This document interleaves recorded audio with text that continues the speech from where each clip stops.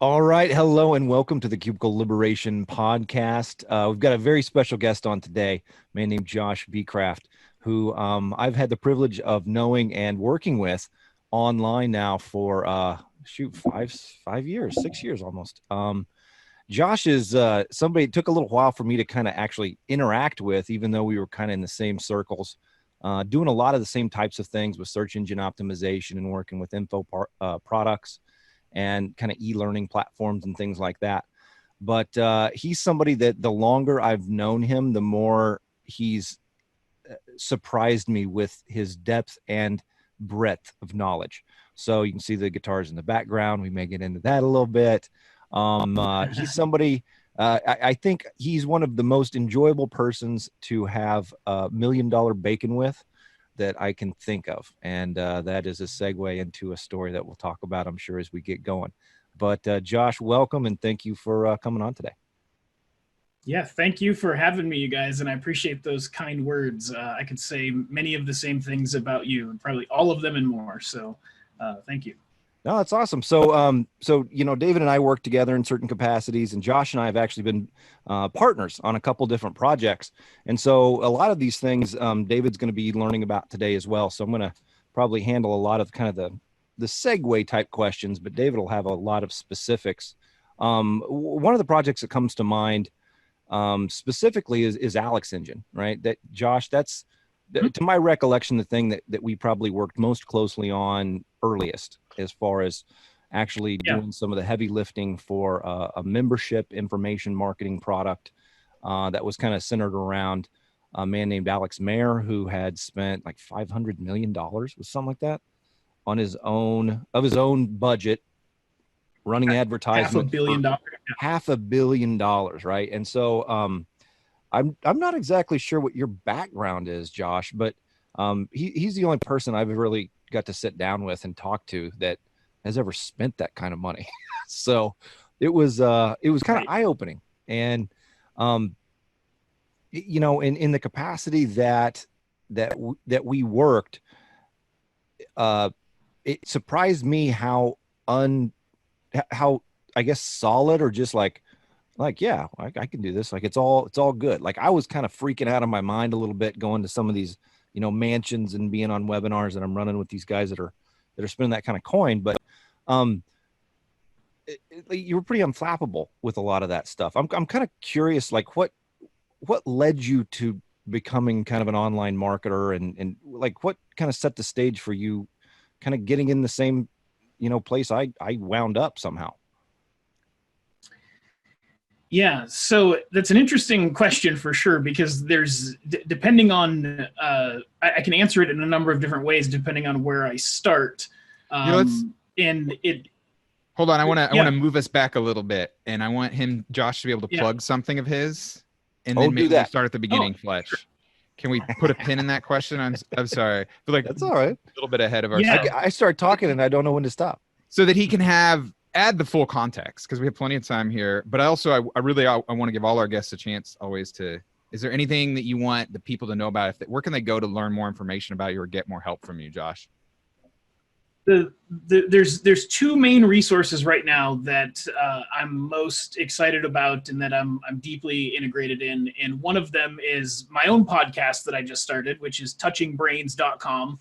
And there you can sign up to get notifications and whatnot. So the premise is we'll run around and touch brains with people. It's marketing mindsets and mischiefs, whatever kind of comes up. So that's really been just sort of a passion. Yeah, thank you. Kind of a passion project more than anything. I don't have a formal plan for it. I just want to do it and let it evolve on its own. And then createyourcourse.online is a new program that Stephen and I are doing, and that is oddly enough, a course on creating courses. So it's something that both of us have a fair bit of experience with and can help a lot of people with. So those would be the two main resources.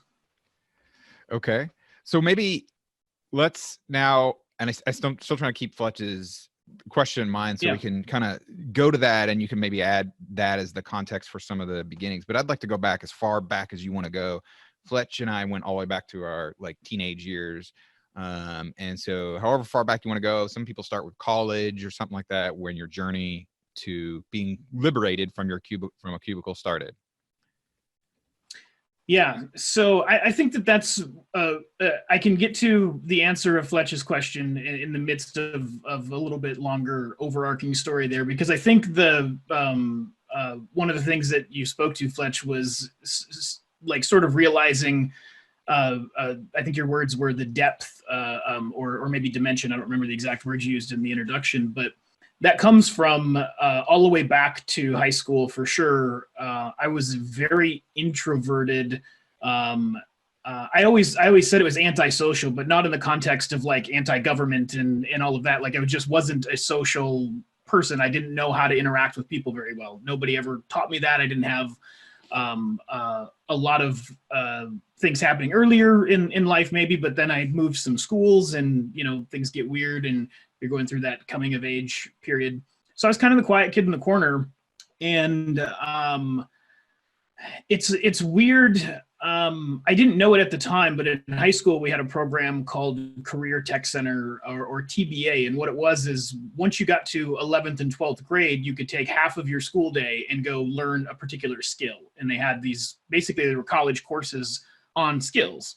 And I got into electronics because that's what us quiet introverted types do, is play with electricity and try to blow things up, right? Man, I just made that sound really, really bad. But nonetheless, I took a 2-year program. Yeah, right. Does this involve the FBI? No, that I ended up completing a 2-year electronics course and got which was essentially a college certificate while graduating high school at the same time. So what that did for me was introduce me to new people from different areas, because where I'm at in northern Michigan, they pulled from all of the surrounding counties to bring that in. So it wasn't just my school, it was like-minded people from a much broader perspective. So I got to get out of that a little bit through connecting through a common thread, right? Like very normal social stuff. But what I didn't expect that to do is that led me to have what might be the coolest job in high school, at least for somebody like me, is I got to work at the local car stereo place, installing car audio and working on these like, you know, $20,000, $40,000 stereo installations that were all customized. And it was just a really cool job to have as a high school student. So my 12th grade year, because of what I gained from TBA, I was able to go to school for 1 hour in the morning, go spend half the day at the TBA electronics program, and the rest of my day I called work release, which was work experience is what they called it. And basically I got school credit for going to work. So half of my senior year, I got credit for just having a job.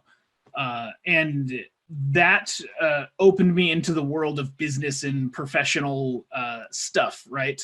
I'd had some jobs before that for sure, but I was very much sort of wayward teenager that didn't really know how to appreciate or respect certain things, you know, selfish as many teenagers are.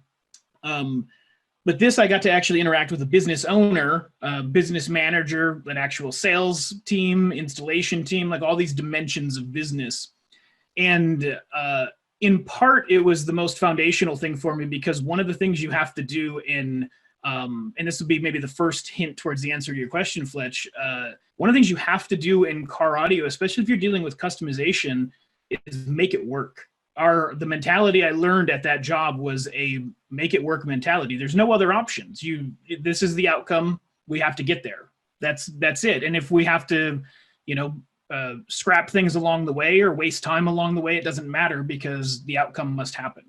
And, you know, that was mostly in that business due to not only budget constraints, but time constraints and resources constraints with, you know, the amount of staff you had to be able to complete certain projects. So if you had some big, massive projects come in and you had the normal day-to-day stuff, we just had to make that work, right? Like get the normal day-to-day stuff handled and work on this big, you know, 6-month-long custom installation thing and keep that ball moving forward.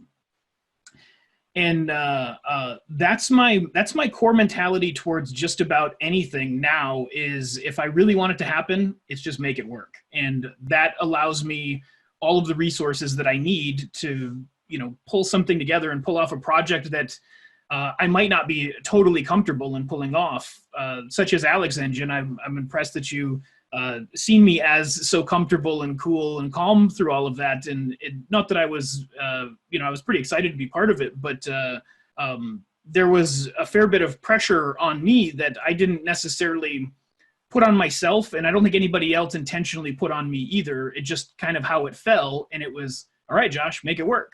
So that's what I did. And that was maybe my first business skill in that sense. I think this is a great philosophy in work and in life in general. And I've heard it before. Yeah. It's kind of in sort of a, not, it seems sort of trite way, but actually it's pretty practical.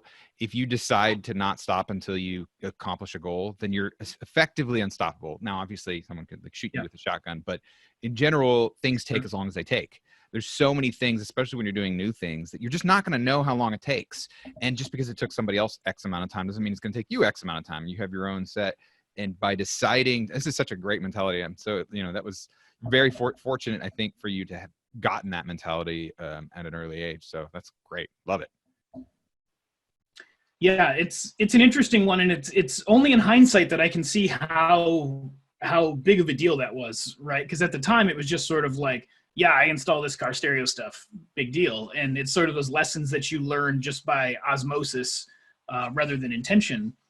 And one of the things that happened that some people know about me, but I guess anybody that's been exposed to any of the training I've been involved with probably knows, but I ended up becoming a professional magician a few years after that job, but it was because of that job.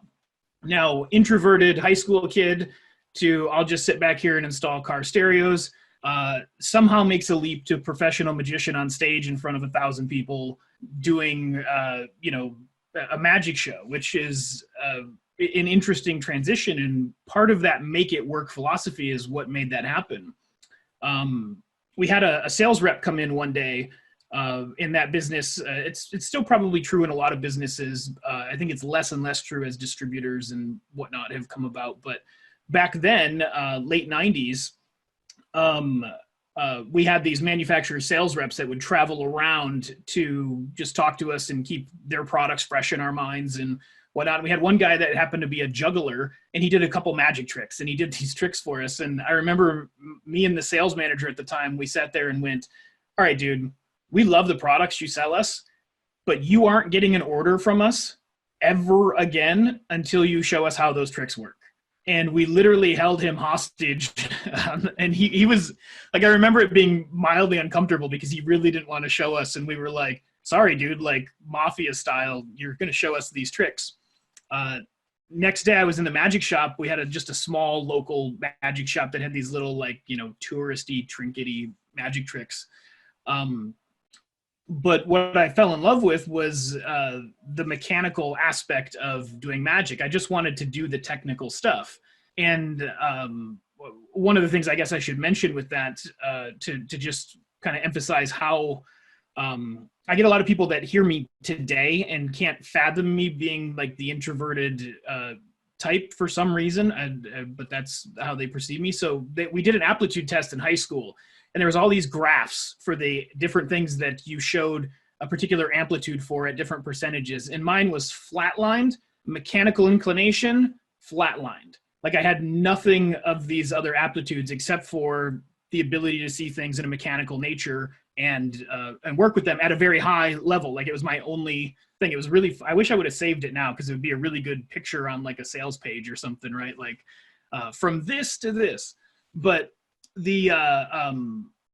that's what I got most excited about, was just the mechanical thing. So like playing with the deck of cards and being able to do the things that needed to be done. I didn't ever care about performing a magic trick. I had no desire to do that, but I was around a bunch of people that really wanted to see them. So as I'm sitting there playing with these things, they're like, okay, show me a trick, show me a trick. And I remember one day we were out with a different sales rep. This was a couple years later. And this sales rep was like the super slick, sales guy. Like, this is the guy that, you know, he's a salesman when he walks in the room. Like, he's got that just look on his face, the, like, you know, the super cheesy smile, and he's got his little book, like the first person on earth to own a BlackBerry kind of guy.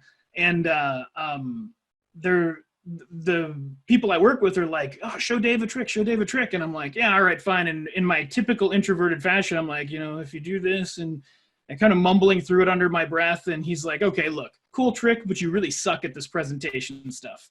And I remember, like, that was one of those, like, I know he's right, but it hurt a little bit because I really wanted his approval at the time. Like, I really, like, he was the guy that everybody was like, oh, we love hanging out with this guy. He's awesome. And at the time, if I could be anywhere close to that, I was really excited. And then to feel like a weird judgment from him, I was a little self-conscious about it. But that became a make it work thing, right? Like, well, if I'm going to get good at this stuff and I'm going to have the respect of anybody, I got to make this work. So I started doubling down on practicing, and every time somebody showed me a trick, I just worked on getting better and better and better until one day lots of people were like, let me hire you for this, let me hire you for that. And I never fathomed getting paid for it.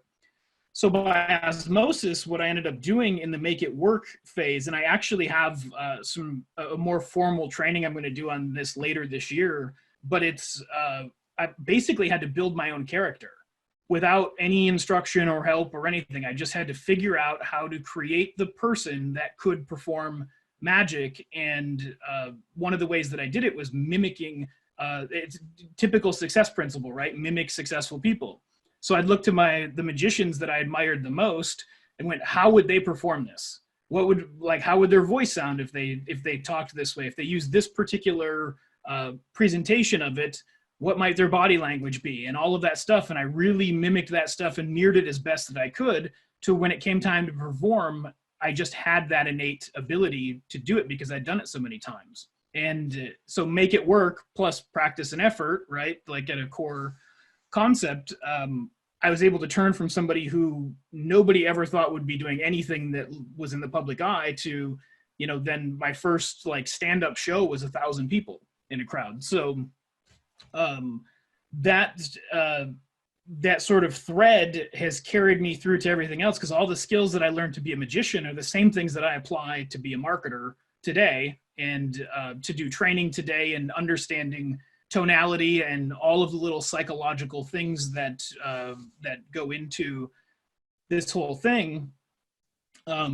Unfortunately, it took me a good while to get good enough at it to be able to be successful with it, but that's a different part of the story. What were you gonna say? Yeah, I want to point out a big myth that you kind of covered there, which is there's a lot of people that think, oh, he's born to be a basketball player, or he's born to be a salesman, or he's born to be whatever, and that your course is kind of already set for you, and there's this very small set of things that you can really be good at.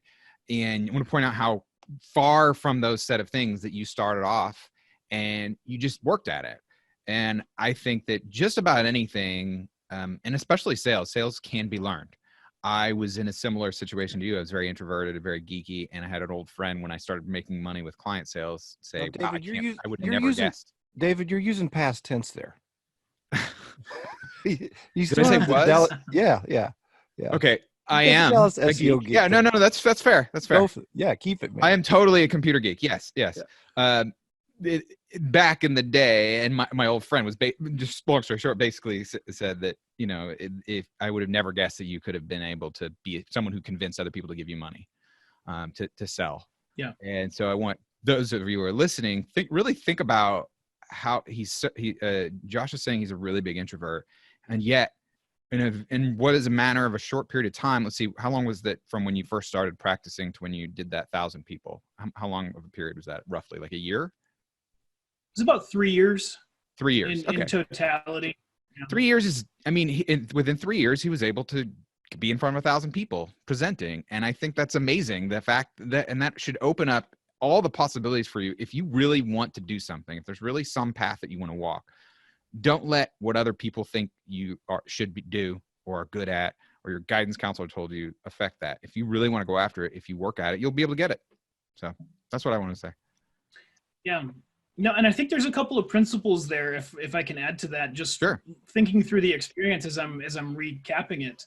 One of the big success principles that a lot of people talk about is getting around other people that are doing the thing that you might want to do, and kind of learning by osmosis. And one of the things that was happening during that 3 years is that I was slowly being introduced to the sales side of things, because I was really good friends with the sales manager at that car audio place. So he'd say, hey, why don't you take this one? And then he'd give me a little bit of pointers. And it was only because I had a job. It wasn't like I was seeking out a mentor, or I needed to go this or that. So one of the things you can do that's like just a super strong move is just go get a job in the thing that you want to be good at. Don't worry about if it's the right money. Don't worry about this or that. Understand that you're getting paid to learn, and that education will pay you for the rest of your life. So just don't even think about it. Go get a job and do it. I know there's a common business philosophy, like if you don't know if you'd really want to do a business, like go get a job in that business and do it. And that's, maybe another added benefit, but really, if you want to be a good salesperson,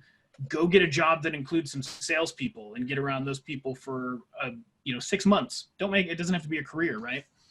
And then the other part of this that is sort of interesting is, I just lost it. I had another little tidbit there, the osmosis thing, and anyways, it must not be important. It'll come back to me. It'll come back, yeah. So, yeah, what I didn't have, I know what it was. Yeah, there it is. See, it came back. One of the things that I've done, I think pretty well, or at least people would probably say that I've done it well, is leverage things that most people would think are really negative traits. And my biggest thing, and it's still a thing that I deal with today, is from an early age, I learned it was a habit for me to try to seek some sort of approval, especially from people that I seen at some higher level than me in a social hierarchy. And rather than looking at that and going, oh, he's just seeking approval and doing these, maybe negative things that would be associated with that, I went, well, big deal. I'll just get good at something and then I'll get the approval. So leveraging something that's like a maybe for some people a really negative trait, and just a small flip in it. Part of what makes me so good at what I do is I don't want to look like an idiot to the people I'm doing it with. And that's like a really, really big part of it. And because of that, I'll segue for a minute. Because of that mentality and just giving and making sure that I'm held somewhere in what I think is a reasonable threshold of approval for people that I care about getting that approval from.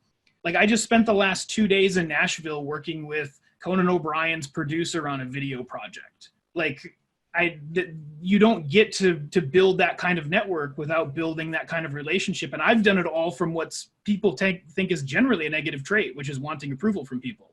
So if you have some of those negative things, you can absolutely use them as building blocks. They don't have to be a stick that you beat yourself with. They can be something that opens you up to a different world. Now, you will grow from that as well, because you get around these other people with that, and suddenly I care less and less about approval in certain ways, and that becomes less of a guiding principle, and it's adapted with these other principles that I've learned along the way, but really it's built on that sort of thing. And if any of these people that I'm associated with now was to look at me in a negative light, like, it would probably crush me, because it's built on that.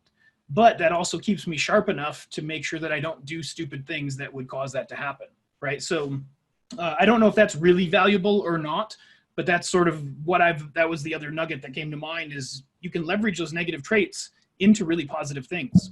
So, Fletch, you've been pretty quiet. Do you have any comments? I'm listening. Yeah, I mean, there's all sorts of things that came to mind as he was going through different pieces of it. One of the things I know about Josh, just in my experience, my assessment, having worked with him and worked kind of in the same area, all the way back, and what he was talking about, that aptitude test that he took, and what it showed is, as far as that mechanical nature of things. That's a very helpful thing in a lot of things you can do in life.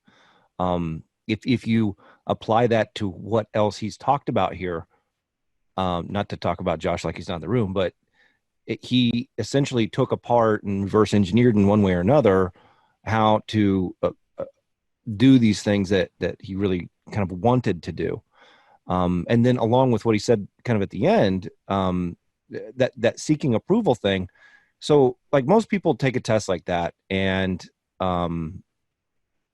it leaves a mark, so to speak, right? It has an impact. It's a test you took like in high school, you said, Josh, is that right? Yeah. Okay. So when I was in first grade, there was like some thing that everybody had to go do, and we had to go talk to like a speech, like a speech therapist or something like that, to see if we could pronounce our R's and L's and all that kind of thing. And it was this old guy, and he had a hearing aid, and he had it was like a Hall of Fame color, like football, like kind of that taupe blazer on. I still remember exactly what he looked like. And so we had to sit there, and he showed us like flashcards, right? And we were supposed to say what was on the flashcard, right? So there might be a bird, and so you'd say bird. Well, that was what you're supposed to do anyway. So I sit down there, and I'm kind of nervous because I don't know what in the world's going on. I'm in first grade. And so this old dude holds up this card, and it's got, a blue bird on it. And he's like, okay, so, what's on this card? And I sat there, and I was thinking in my head, I'm like, okay, is this a bluebird or a blue jay or a stellar jay? And so I just don't say anything. And he waits, and he waits, and he just put the card down, and then upside down, I'm reading what he's writing, and he writes possible developmental disability, right?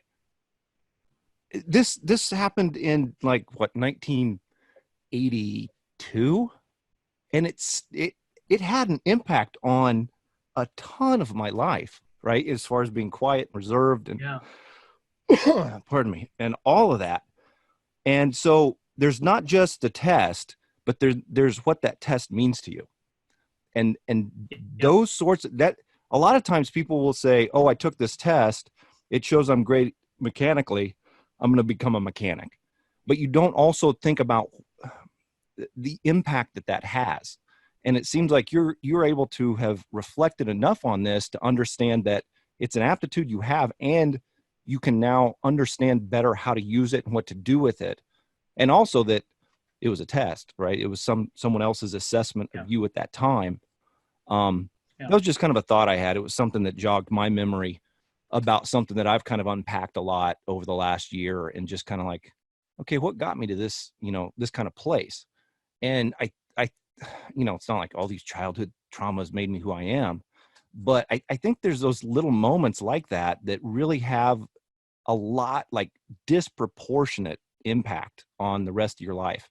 And when you can kind of start to see those a little more clearly, you can be like, oh, so that's, I was like, I never talked to girls, and it might've been because I was shy, because I thought, people would, if I said something or didn't say something, people would have an opinion of me anyway. And so I just was kind of like reserved in that way. So it's just kind of a thought I had. I don't know if anything I said, resonates or whatnot, but again, kind of some of the things that I've seen you work on, that mechanical nature of taking it apart and of making it work, like we got to figure out how to get this done, are extraordinary as far as what they can accomplish, as far as just what I've seen. So I think it worked. I appreciate that. So Josh, let's keep moving on the story. So you were a professional magician. For about how long were you a professional magician? So I was a professional magician for about 10 years. And I started getting paid, but I wasn't exclusively a professional magician until about 5 or 6 years into that journey. I had actually done some other things and had my share of failures, I suppose. I did break away and went in with a couple of partners and started a car audio store that was a competitor to the one that I had worked with, and that ended up falling. We were way too immature to be partners in a real business, and even though we were exposed to it, like, we just didn't have the skill sets to communicate with each other and all of that. So even though, like, on my own personal side of things, I could handle whatever I needed to handle. When it was in this weird group setting, like the whole thing was a mess. It ended in court, and it was just a crazy experience. But I learned a lot about a new dimension, and I went, okay, fine. And that knocked me down pretty good for a couple of years, because I really wasn't. I'm not a goal guy, and I never have been. I've never been like I'm gonna get this particular achievement under my belt. It's always been like, this is what I feel like doing, I'm just going to go do it, and what happens is what happens. But I had a kid just before we went and started that business, and I thought, okay, I'll build something that can have a little bit of legacy that he can grow into, and all of these sort of things. And it was just a faulty plan from the get-go, in hindsight, for sure. And probably for the better, honestly, because I really didn't want to keep doing car audio at the time. It was just one of those, like, I wasn't following my heart sort of thing. I was following a world view of logic on what maybe I should be doing, and the way that I should be thinking about things with having a child and stuff. Whether I was right or wrong in my perception of that, that's kind of where I was. But yeah, so that kind of, I really went sort of downhill personally and financially and everything after that point. And that took me, like, I went to a point in 2008 when the whole the whole crisis hit with everything. I made more money my senior year in high school than I made in 2008. I had a tax return that was less than $8,000. Or that's what it showed on my tax thing. It was 79 something. And that's, you can't live on that, right? And now it's crazy, because, like, I think back to that. And yeah, right. So, I was in a rough enough place mentally, emotionally, financially, that I just didn't, you get in those slumps, and I think everybody has some story that's something like this kind of arc, where everybody's had low points in their lives, for sure. But in that kind of space, like, you don't you're not really thinking about getting out as much as how much it sucks to be there. And motivation wasn't something that I was finding very easy. And I've got the pressure of a kid. I've broken up with his mom at this point, and any sort of thing that looks like relief is sometimes a good thing. And I made some other poor relationship choices as a result there, and took me to this place. But what happened was I ended up getting into a relationship that turned out to be extraordinarily difficult. It was somebody that I really wanted to make it work with, because the foundation of our relationship was amazing. So I started getting into internet marketing. I started looking at marketing this thing that we were doing. We were doing these workshops because she was a certified hypnotherapist. So we were doing these self-hypnosis workshops, and I was helping her sell the workshop, and then she would go and fulfill on it. And I'm like, well, there's got to be a way that we can use the internet to market this stuff. So started diving headfirst into that, and that relationship just kept getting more and more difficult. We should have never really been together. Like, we probably could have worked together at a business level, but we should have never been in a relationship. We actually ended up getting married, which was the worst decision. And not because she was a terrible person or anything, but because we weren't the right match for each other. But what it did is it put me in a position to be around somebody that would call me on every little piece of garbage that came out of my mouth, right? So, like, it was this intense, like, I might as well have been in a room full of mirrors, just seeing myself through this different lens than I've ever been able to see myself. And in some ways, that's been a really good thing, because it taught me a lot of my selfishness and a lot of the things that were really wrong in my thinking, not just as it applied to the relationship, but really that applied to the world and business and the way that you see things and how humans interact and all of these things. So I got deeply involved with psychology and all sorts of different mind things, because I went, okay, great. This is a place, if I get good at this, I get approval, right? So that constant chasing approval. And between the psychology of internet marketing and everything that was being taught back then on the sort of piggybacking off of direct response marketing, and then looking into the psychology of people like Tony Robbins, of course, but then metaphysical psychologies and Carl Jung and the whole spectrum of things. I just consumed the knowledge as much as possible and started working myself out of that. And obviously started increasing income, of course. But finally, once we got divorced, I said, you know what, I'm going to put on some big boy pants. I'm going to go get a real job. And it was just, I needed a bigger boost in income than I was creating on my own. So I ended up getting a job selling cell phones for Verizon. And, what year is this? This would have been roughly 2011, maybe. Okay. Right in there. And what was interesting is in that I ended up, I went through a period of 3 or 4 years where I doubled my income every year. And part of that was getting into a sales position, right? Where like you're challenged constantly. And this whole phase of my life was just pressure. And it was constant pressure to just do better. It didn't matter what your success was. There was always something better that you could accomplish. So I had people going, well, that's great. Good for you. Here's your blue ribbon. Now go back out there and do more.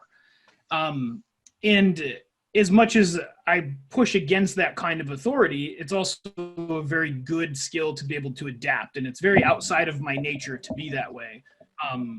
But that opened up the tools and skill sets to be able to do everything that I do now and have in the last number of years. So I spent a few years at that job, quit that job, and I quit it cold turkey. I didn't have any income to replace it. I just went, you know what? At the time, I was following Jason Fladlien in a lot of his stuff, and he had a course on going and doing some brand building for businesses. And I went, I'm just going to go do this. And I started knocking on doors. I quit my job. Like insurance is gone, financial security is gone. I had maybe a month worth of bills in the bank, and I went, I'm either going to make it work or I'm not. And started knocking on doors, got a few leads, started working those, and ended up getting in an acquaintance of mine that I met through being a magician. Ended up becoming my first client because I actually helped him consult on a Rotary project, Rotary International, the charity thing. There's like a Rotary in every town. But he was going to perform in the yearly Rotary show doing an old Steve Martin bit, which was called The Great Flydini. And it was basically a little magician in your pants doing all of the stuff. It's a great skit. But they asked me to come and consult to reverse engineer how to actually pull this off with, all of the little things that magicians know. So we put the whole act together. It was a huge success, and we've had a friendship ever since. And he happened to have a flooring business. And I walked in one day and said, he's like, hey, how you doing? What's going on? Let's catch up. What are you doing these days? I said, well, I quit my job a little bit ago, and I'm off doing this stuff now. And he's like, really? I just got off the phone with the person that was doing that for us, and I fired him. I need somebody new. How much? And at the time, I wasn't even like fully prepared to answer the question because I had my little process that I was supposed to go through, And he just sat there and he went, dude, quit it. How much? Spit out a number. Tell me a number. I write you a check and we get this moving. And from there, I started leveraging network because he introduced me to a bunch of other people, other networks, and slowly started building a local agency. And one day I sat with him and he goes, I love what you're doing, but here's the problem. This place across town, they're number one and they totally suck, and I need to be on top of them in Google. And I went, I don't know how to do that. Hold of course, on, wanting curious. Approval, I went, but I'll figure it out. Yeah. When he said, I'm going to cut you a check, what was it for exactly? Was it just general digital marketing, or was it for SEO? No, what I had, I did present him with a thing, and it was basically a brand building package that Jason Fladlien had talked about. And it was Okay, essentially gotcha. some citations. Yeah, and there was like a local lead gen site that was part of it, a couple press releases, real rudimentary stuff, now looking at what we, what all of us on this call do. But, it's still valuable to a few $100s a month or so by doing these things on a regular basis. And when he put me in the corner on SEO, I went, yeah, that'd be really cool if you could get there. I have no idea how to do it. And we had enough of a relationship that I said, but I'll go figure it out. And he was cool with that. So I started looking to figure it out. I ended up getting into Facebook groups, and I ended up, of course, Alex Becker, you come across Alex Becker back then, if you even opened the internet.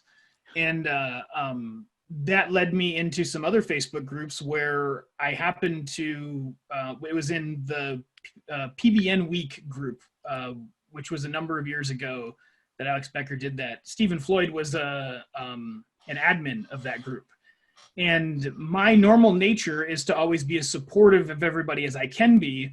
And my way of communicating is generally that as well, where even if you're wrong, I will tend to support you and offer you the alternative explanation without being in your face about it.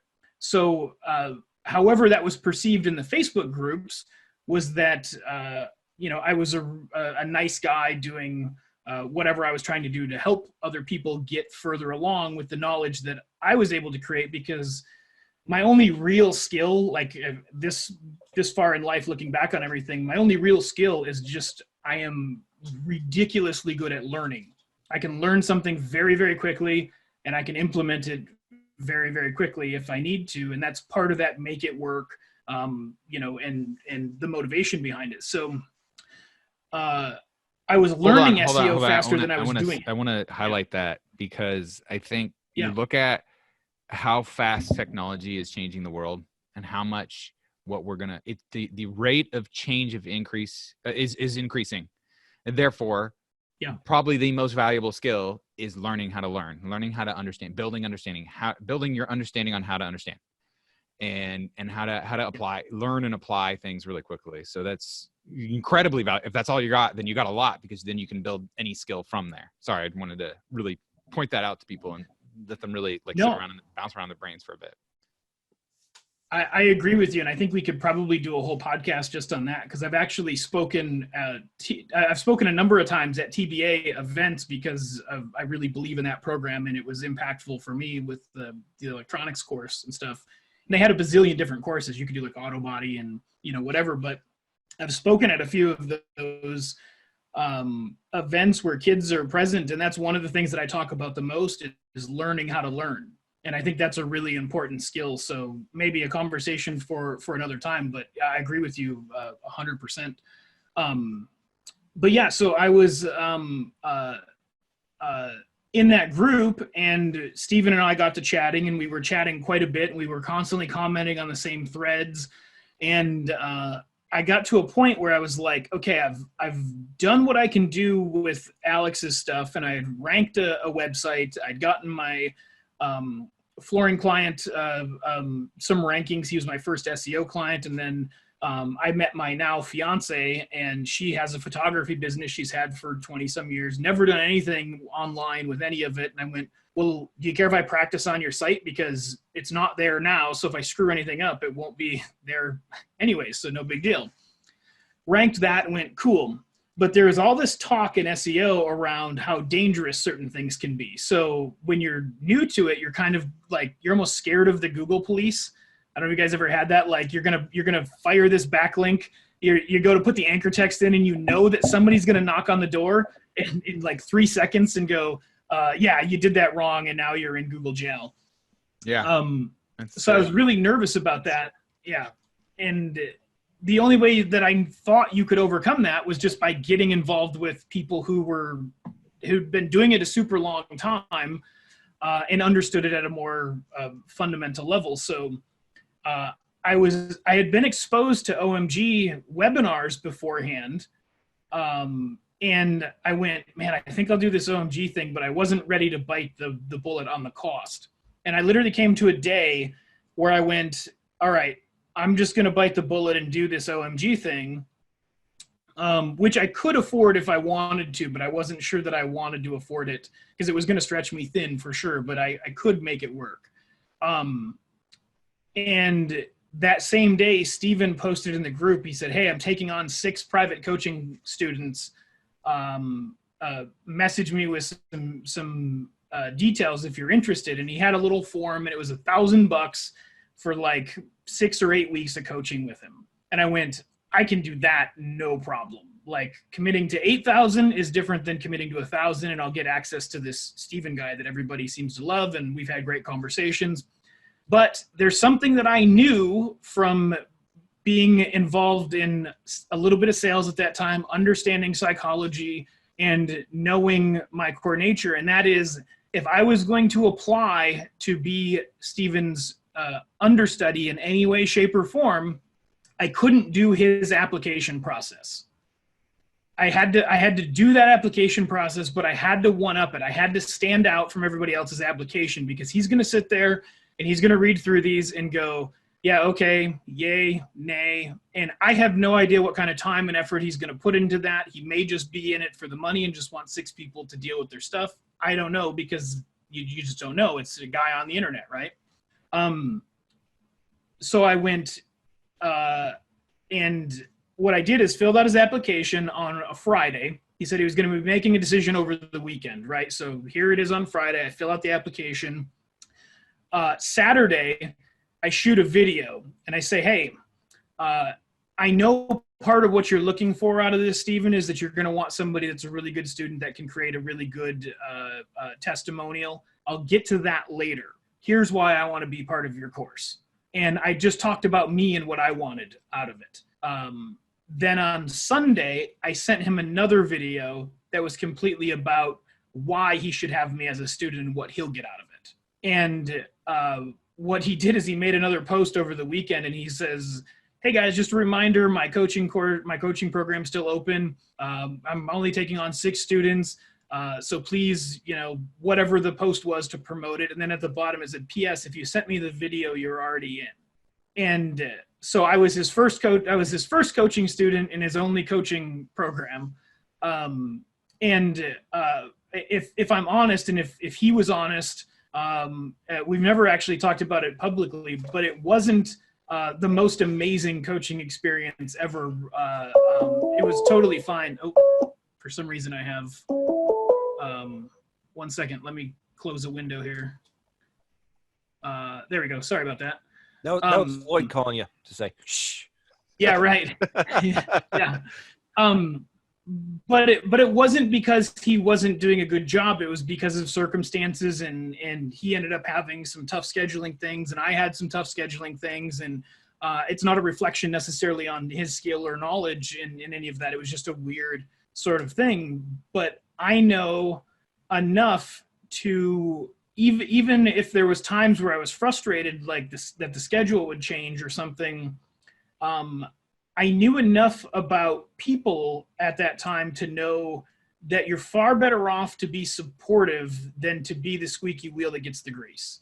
The squeaky wheel might get grease today, but it gets replaced tomorrow, right? Like that's a typical thing. And a lot of people live by that philosophy, like the squeaky wheel gets the grease, right? Well, it does, but that grease wears out and then it gets replaced. So I'm somebody that's always chooses patience over persistence. And I'll let something simmer into a much better dish, right? I'll slow bake or slow roast something in the oven before I'll try to just fry it real quick in a fryer. So I did that in that relationship as well. And what that obviously turned into that you guys know, and maybe not everybody else does, but now Steven is my business partner. Him and I do more business together than he does with anybody else. And it's all because I took that little extra step. So anybody, if you're in an application process of any sort, and I've done this always, I've never had an interview. I've had one interview for something that I haven't gotten. And that was because I didn't care enough about getting it. And I didn't wake up in time to prepare or anything, but I've always taken the steps to think one step beyond what they're asking for to give them something more than that to stand out, because that's the only way you can, especially as everybody's like you just mentioned, David, with everything moving faster and there's more information and more of this, there's more people that understand this concept. So a lot of people are naturally standing out, but that becomes a new baseline. So you have to figure out how to stand out again even further. And you have to do that, especially if you're in a sales environment, because you guys both know if you're talking to a client who's shopping a bunch of other things, if you don't have a good way to stand out to that client and really connect with them the right way, they're just going to grab the proposal that looks the best at the best price. And always thinking that couple steps ahead. Link back to our previous podcast that just got published on February 19th, 2020. Fletch, where we talked about vision and justification, because we go right into exactly what you're talking about. Sorry to interrupt, but no, that's great. Closely related. Yeah, that's good. And it's a really good business concept. It's good marketing. It's everything about what somebody in this industry might want to be doing. So so then because of Steven, I end up he becomes a coach in OMG. I end up becoming a guest coach in OMG, and we've done a whole bunch of training. And the biggest thing that I never imagined, because I really hadn't had this effect on people up until this part, was I've always been supportive of people, always want people to do their best, but I had never been involved in something that was as life-changing for people. When you have your training and people are coming back to you and messaging you and going, thank you so much for doing that. That totally changed my life. I've made thousands of dollars because I talked to you or I listened to your training or something. And I'm going like, holy crap, like this is a much bigger deal. There's, these people have kids and families, and, they do their own stuff and help all of these other people. And, that sort of community, maybe charity mindset, not charity necessarily at its core thing, but that impact that you can have just because you're able to communicate with somebody, that was never something I imagined myself being able to do for real. Like when I was selling like the hypnosis courses and stuff, like that was kind of cool because it was in that vein, like we'd help somebody get over something.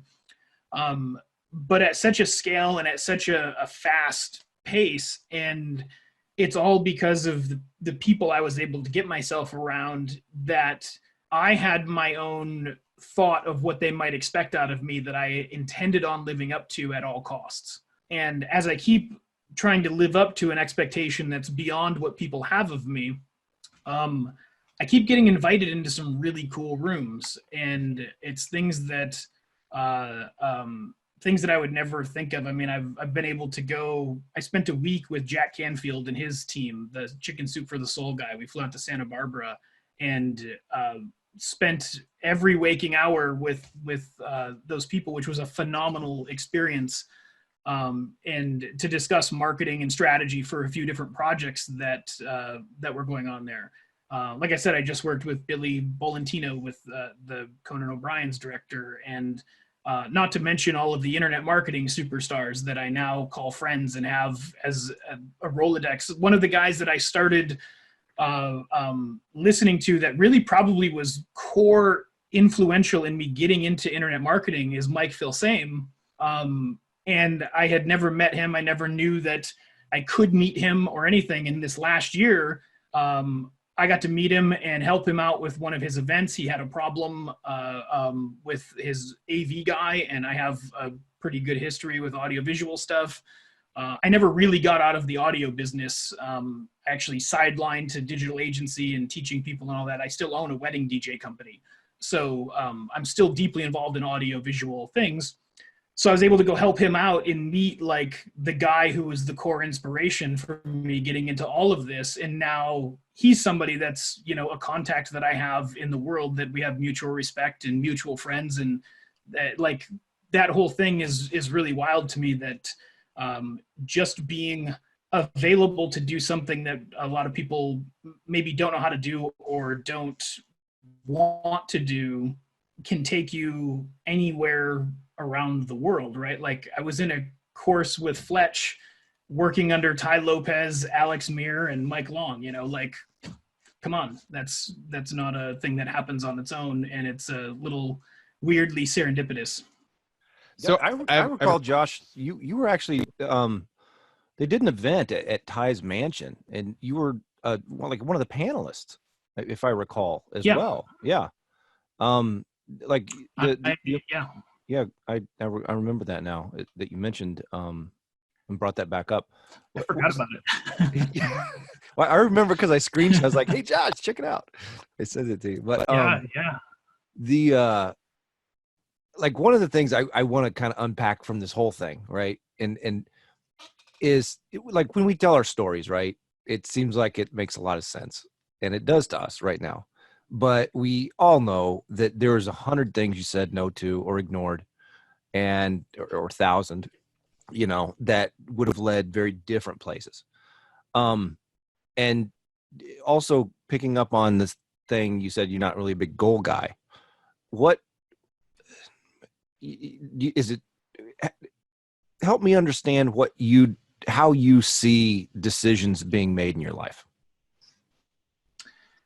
Yeah, so this is a great one, and this is a really sticky one for me, and it's honestly something that I'm still figuring out. But when I say I'm not a goal guy, it's for a very specific reason, and I have a particular quirk in my psychology that I'm sure there's somebody smarter than me that knows exactly how to solve this problem, and I've just not communicated it properly to them or met them or whatever. But if I set a hard goal for something, every single cell in my body, every fiber of my being will go into full determination to make sure that it doesn't happen. So what I learned in, especially like if you're in a sales position where everything is built on sales goals and performance, it's all, what are you going to do this month? How are you going to set this goal? If you don't set this goal, you're not going to get anywhere in this or that. And what I do instead of setting a goal, because it's accomplishable for me and my whole being doesn't react against it, is I serve every person I'm in front of at the highest level I know how to.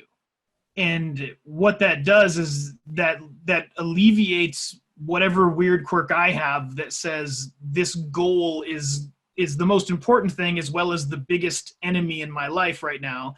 And it's probably something to do with pushing against authority, because that's sort of what that feels like to me. Like, you have a goal to do this, and now that thing's beating on me 24/7, and I don't like that abuse. Instead, I'd rather go, I just want to do good right now. It's probably a really good, there's probably really good arguments to say that that's not served me very well as there's arguments to say that it has served me to the level that I've gotten. And I think I'm at a point with things now to where I've actually started setting smaller goals that I don't feel that pressure with, because I understand that whatever that complexity is at a different level. Because as we've talked about in the past numerous times, Fletch, the whole inner game is such, I mean, it's all inner game, right? Like there's almost nothing else. The outer game is a total reflection of it.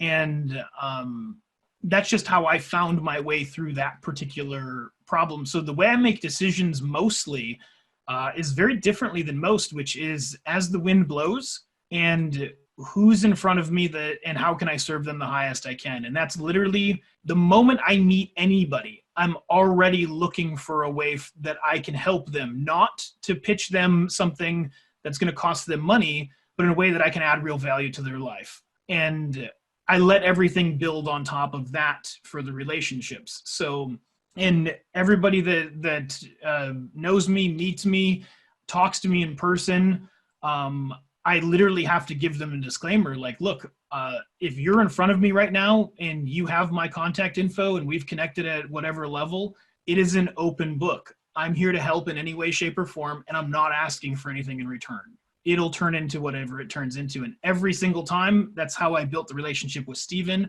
That's how I built the relationship with OMG. That's why I know either of you guys, is because of that being willing to give in a way that most people won't, and letting, I almost, in a sense, let other people lift me up as a result of that. That's where the new opportunity comes in and says, hey, I'm doing this for you. So the reciprocation is sort of what connects rather than my driving force. And that's those are starting to equalize at this point in my life, where I can feel more confident and taking on a goal is, as weird as that sounds, like it's an enemy, right? But that's the truth. So yeah, goals are tricky things. They can be demotivating. In fact, a lot of times, a lot of goals I think are really bad. Like when you set a goal, to me, like a goal that's specific to, I'm going to make $30,000 a month in a year. That's not a really practical goal. I think what you've done is a simpler way to go about it, where you just kind of focus on the moment and kind of doing the best you can in the moment.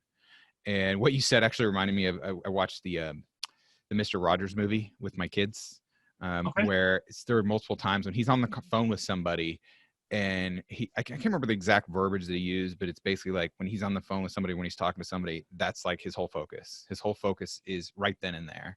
And then you also said something about like service, basically in kind of a roundabout way and kind of a pretty practical way.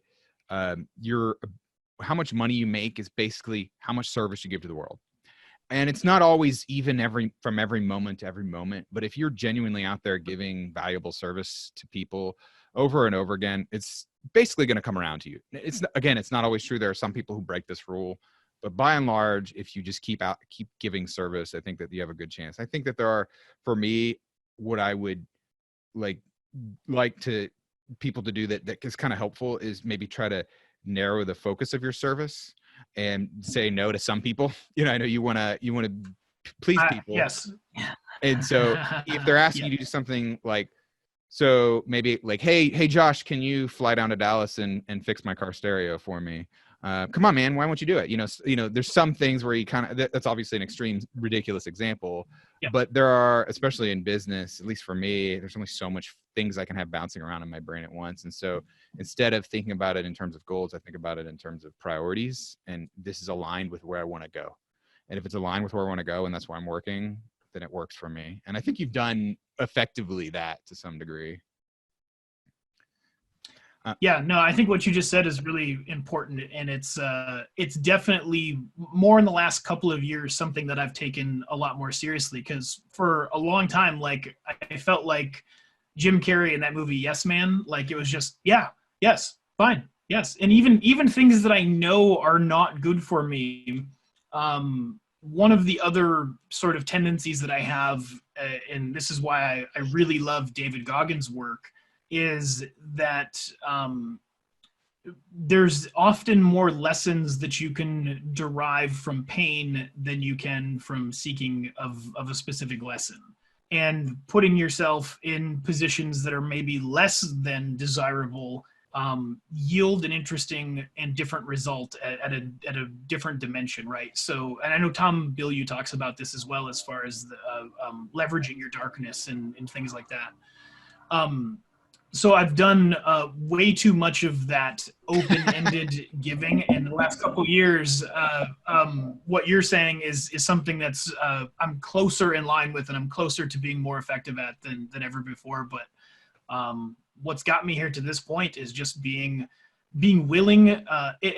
This sounds extreme in language, because most people would feel really not good about this, and I don't have the same connotation to it.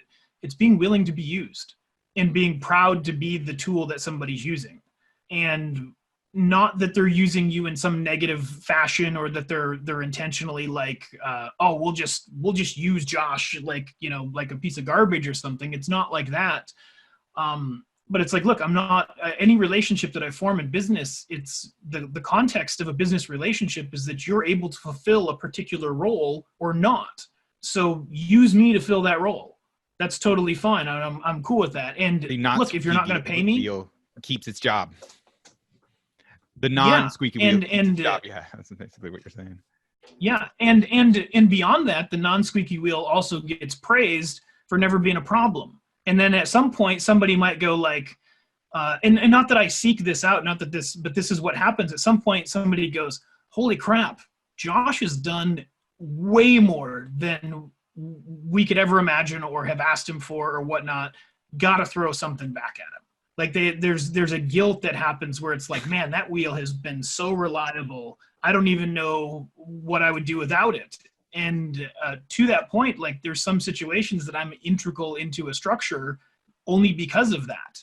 And that also offers you some forgiveness if you do happen to make a mistake and you're honest about a mistake, and you're not freaking out about it. You're going, look, I'm sorry, I screwed this part up. I'm on it. I'll get it fixed, whatever. But you have that leadway and respect because you're known as the guy that's reliable at getting it done, or reliable at helping people, or reliable at whatever. And that's just how I've been able to do it. We're getting close to running out of time. I want to ask you a few specific questions on your timeline. So first of all, do you feel like you, in general, 99% chance confidence could say that you never would have to take a cubicle job for the rest of your life if you didn't want it? 100%. Okay. No, 100% wouldn't. When can you look back and see a rough period where you went from, wow, maybe I'll have to take a job, because I had this as well, to, oh my God, I have what I need. I have the finances, the skills, the knowledge, the understanding, the relationships, to where I would never feel like, oh my God, I have to go get a job right now in order to support myself or my family. Yeah, I don't know if there was like an actual moment of that realization. I guess maybe there was, and it was in a roundabout way. This is the only thing that's popping to mind anyways. I think you were at this event. We were at the SLS Hotel in Vegas, and it was an OMG / amazing selling machine sort of thing that they had going on. And that was the first time that I was in a room where people were surrounding me, taking notes, listening to what I had to say. I had people on their iPhone that couldn't type fast enough sitting in front of me, like, wait, what would you suggest for this headline? What would you do here? And I, like, this big group, and I'm going, if this is where I'm at right now because I just got on some webinars and helped some people, I'd never have to worry about anything again. Like, if there's people that need the knowledge I have at this level today, and I'm only going to have more and more knowledge, I probably have made it, right? Like, whatever that means, making it. But I've probably crossed a threshold. And the truth is, I crossed that threshold the day that I went, I'm going to quit my job and make it work. But it wasn't the same sort of, there was still that nervousness, like, will I make it work? And that was a moment where I was like, man, if I can impact people this way, and this is all part of a paid course and a paid group, and these people are here for free taking notes like this, they'd be happy to pay for something. And this is a small sampling, you know? I want to pick that apart a little bit, because I think there's a really big lesson in there that actually ties back into goals, which is that, like, it's not about like, you have to find this amount of knowledge, you have to win this amount of business. Yeah. It's more about just go out there and try to build as many skills, build as many relevant experiences that to where you can be valuable to other people. And over time, eventually you're going to look back and go, holy crap, that I have so much experience and knowledge in this area. For me, I look every once in a while, I look back and I'm like, man, like, it's hard for me to kind of completely fathom or put myself where I was 10 years ago and think about how many different websites I've done SEO on, and go, I just have so much knowledge. There's so many unique situations that I've been in. It sounds like similar to you, to where you've got something valuable, unless you completely wanted to change a career and you hated that career, and maybe then you would go back and get a job, but it would be a choice that you could make. So I think that just going after it and being like, okay, I'm just going to build my skills, I'm going to build my understanding, and build my experiences in this area. And that's a good enough approach. That's a priority set that is going to get you to where you want to go. So that seemed like that was kind of the metric, so to speak, or the metrics that enable you to feel like, holy crap, I can be and correct me if I'm wrong, I'm valuable to these people. I have valuable information and insights that I can give them. And therefore, and I'm only going to get more. And therefore, I'm always going to be able to give value and insight. Is that correct? Yeah. I think that's pretty close. Yeah, I think so. I think that hits it. And one of the things that was really amazing to me about it was, you never really know how you're going to impact somebody. because you never know where they're at. Even if you're sitting across the table in front of them, unless you can have a deep enough conversation, you don't know how one word or one phrase that you say is resonating in somebody's mind. And I've had that with people that I've sat with that I've thought about words that you and I have shared, Fletch, numerous times, and other people as well that have no idea that I would be reflecting on those things and it's impacting me. And then like, how many other people are out there that heard something I said and what that might be doing for them. So that was, I don't know if that was exactly the moment, but that's what came to mind initially when you asked that question, was that experience. And it's like there's no chance that I have to go back and do anything different ever. And part of that is also that I keep my lifestyle pretty well in check. I mean, I have everything that I could want because I've always done that. If I want something, I just find a way to get it. But, I keep my bills very, very reasonable in check. And we've, overhead is not something that I'm a fan of in any way, shape, or form. So I don't need a lot of money to survive either. No. Jeep Grand Cherokee, though. Hey, gets the job done. It's just like a Lamborghini, right? Yeah. There's no going back whatsoever. Fletch, you have any comments on that? I'm curious what your thoughts are on like that kind of that transition from maybe you need a day job at some point in the future to kind of feeling permanent cubicle liberation. Well, so this might seem counterintuitive from, somebody that has put this together as the Cubicle Liberation podcast. And we talked about this last week. It's because it's a vision. It's a vision that a lot of people who are in cubicles have of not having to be there. And so I can listen to a podcast a few times. It's easy to justify doing that. And you can kind of help get some momentum and some, connect closer to that vision. I would entertain working in a cubicle today if it were the right thing. So I'm not afraid of making a good decision just because I have an association with it that is somehow negative, I guess.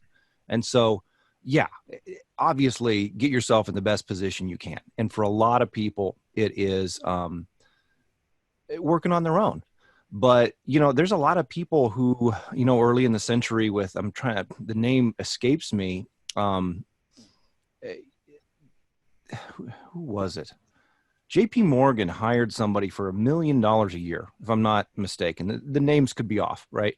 And that person had been an entrepreneur on their own, had their own business and whatever else. And there was a story that I've heard related to me that there was an exchange, a conversation. He said, "What would it take for me to hire you to run this division of my company?" And he said $1 million, which was like 10 times more than the company was making that he was running. Yeah. And he said, "Okay, I'll take the job." Right. And so don't let some association or some mantra even kind of blind you to, gift horse. Am I mixing too many metaphors there? Blind you to mixed horses. No, I think you're getting your point. Yeah. Right. That you would never, ever want to work in a cubicle. The point is you have the choice though. You don't feel like you would have to take it in order to feed your family. Yeah. Yeah. I mean, and I like I said, we went through our stories real early. I did work in a cubicle for about 3 months, I think, one time, but I don't have a ton of experience working there. And I promise you, there's been a lot of times in my life where I was like, man, if I could just have a job that paid the bills and I didn't have to worry about all these things and I could just push the right buttons and go home, it would be so nice. So there's a lot of stuff that comes with being an entrepreneur that you don't see until you're on that side of the fence as well. Right. Sure. But that's one of the things that we're trying to help with, kind of getting the word out on some of, some of the mindset, some of the framework, some of the strategy of what we find valuable and have used in our journey to kind of get us to where we are. So, the biggest thing that kind of stands out for me from Josh talking to us today is I'm going to go get a Tool t-shirt from the band and wear it with 2 different meanings. We got Josh framed up with the guitars behind him. I'm pretty sure you like the band too. And, that for me it's kind of like one of those things where you don't know how much of an impact something you said had on somebody that you're talking to, Josh, what you said right there had a very big impact on me. And there you go. Right. So David was quick on the draw. We've got this. I joined the Tool Club when they released a new album. A big Tool fan. My wife makes fun of me when I wear the Tool shirt. She's like, "Does this mean you're a Tool?" And she thinks that it's a joke that they made from the beginning of let's get all these people to wear shirts being a Tool with the word Tool on it. So sorry that you mentioned that. I'll just say get used on the back. It'd be fine. Yeah. So that's good stuff.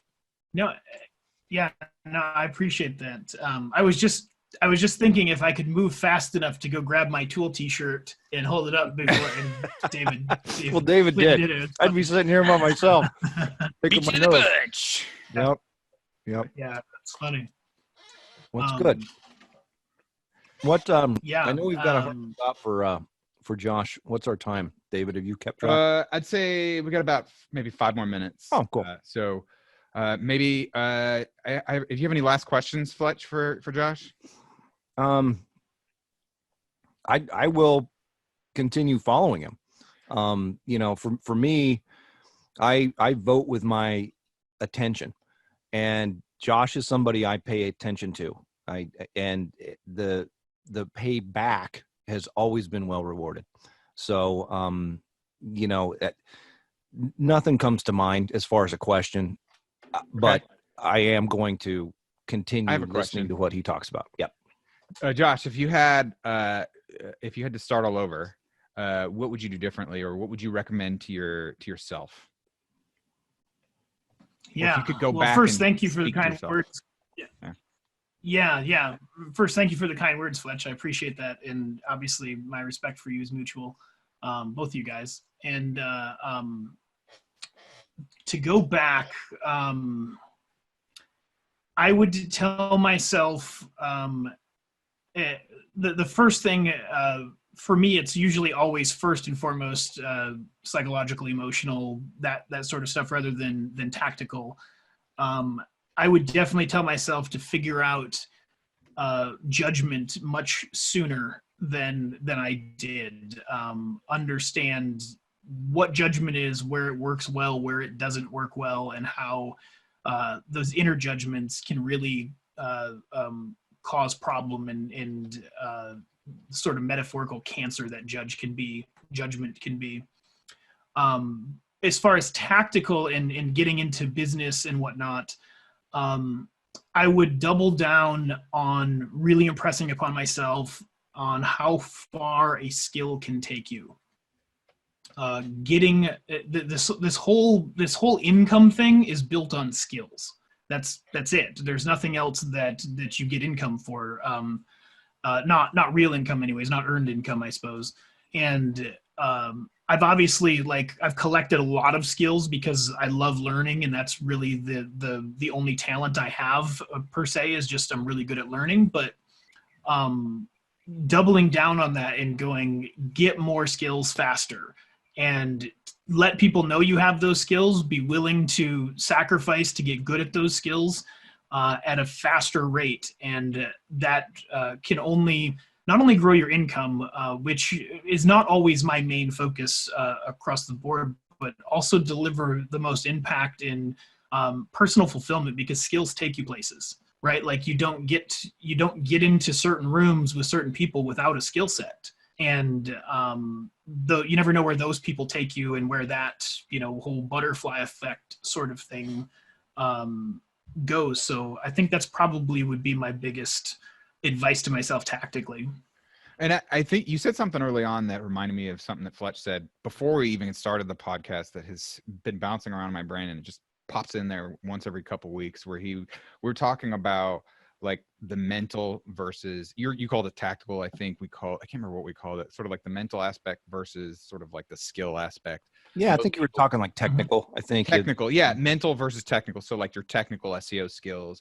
Most people go out there and they search for the technical SEO skills. How do I rank a website on Google? But Fletch pointed out, and I had never thought about this before, that actually what the vast majority of people need to work on is the mental part.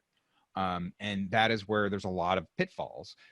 Because if you have the mental, then you can get the technical. If you have the technical without the mental, then you're probably still going to fail. and because the mental is going to hold you back. So that was really like right along lines with what we've talked about in the past. So I'm really happy to hear you say that. That's what we focus on a lot in this podcast, the mental, because it's cool. really critical.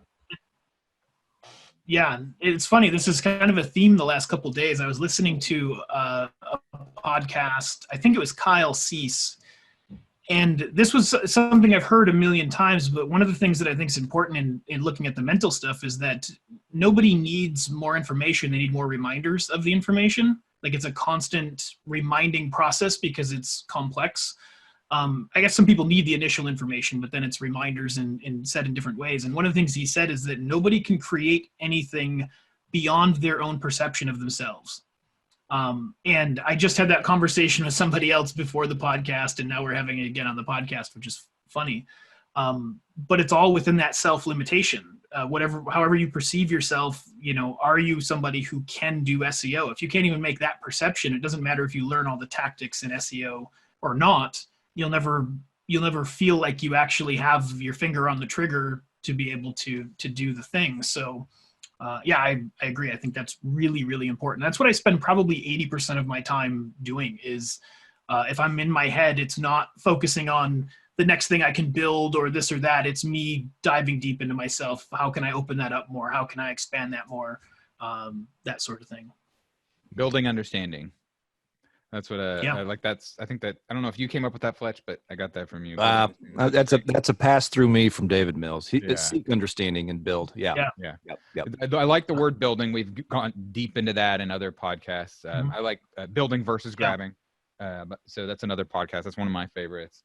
Okay. Well, thank you very much, Josh, for joining us. This has been really interesting. I'm really happy you came on. And for those of you listening still with us, then you definitely go check out Touching Brains. Maybe you can touch Josh's brain or see inside of it. I don't know what he's into in that case. Or you can go to createyourcourse.online to learn how to create your own, to take your knowledge that you have and sell it to other people to add value to them and make money for yourself. So any last words, Fletch, before we go on our way? Yeah, just my sincere gratitude and thanks, Josh. It's always good to talk to you, man. Well, thank you, Josh. Thank you both. I appreciate it. Yeah, thank you. I appreciate the time and attention, gentlemen. Look forward to catching you on the interwebs.